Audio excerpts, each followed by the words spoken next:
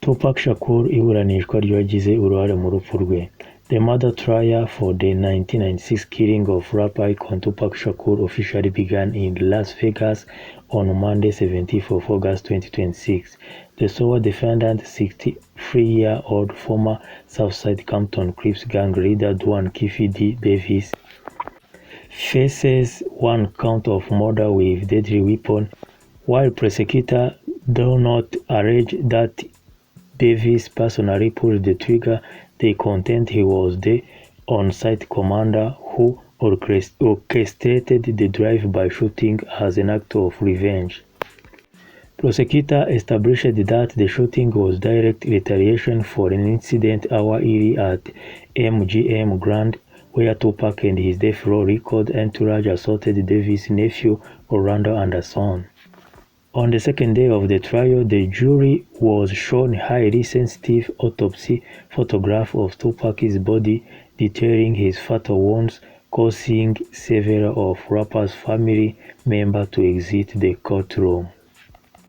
The prosecution's case relies heavily on Davis' own 2019 memo and past interview where he confessed to planning the hit and providing the gun.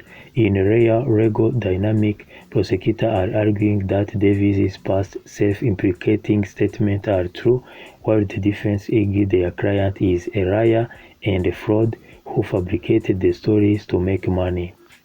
Former Death Row Records security head Reggie Wright Jr. and various crime scene investigators have already taken the stand. Marion Suge Knight, who was driving the vehicle Tupac was shot in, is on the witness list but has publicly stated that he will refuse to cooperate if forced to testify. Urubanza ku rupfu rwa Tupac Shakur wishwe muri 1996 rukaba rwatangiye i Las Vegas tariki 17 z'ukwa munani 2026.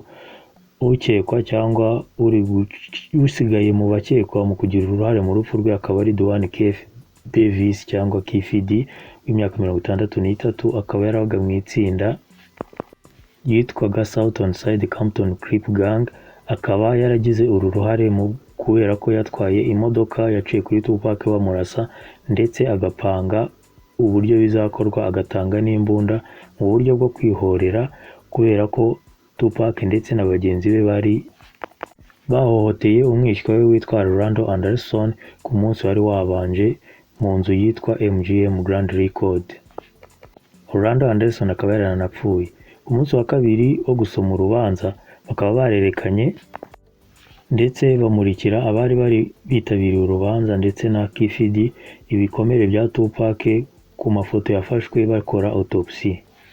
Bituma abo mu muryango wa Tupac Shakur bahita bava mu rukiko barasohoka kubera intimba n'agahinda.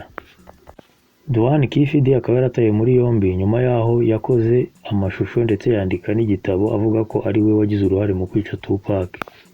Avugamo uburyo ari we watwaye imodoka ndetse avuga n'uburyo ari we watanze imbunda. Bikaba aribyo byagendeweho atabwa muri yombi, ariko abamuburanira ndetse nabo ubwe bakaba bahakana icyaha bavuga ko yabikoze kugira ngo abashe gucuruza yaba amashusho ye ndetse n'ibitabo bye. Bityo bagakomeza biregura bavuga ko icyaha kitamuhama kubera ko ari umusikamu cyangwa ari nk'umujura cyangwa umutubuzi wagira ngo akurura abantu mu kugura igitabo cye ndetse no kumva iyo memoire ye